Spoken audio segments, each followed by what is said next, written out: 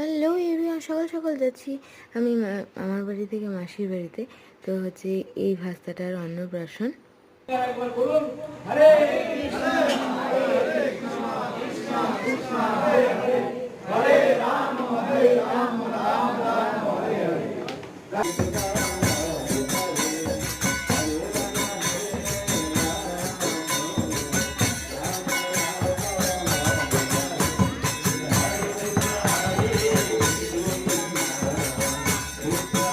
তো কীর্তন হওয়ার পরে ভগবানকে ভোগ দিয়েই তারপরে সেই প্রসাদটাই ওর মুখে ছোঁয়ানো হলো, মানে হয়ে গেল ওর মুখে প্রসাদ আর কি।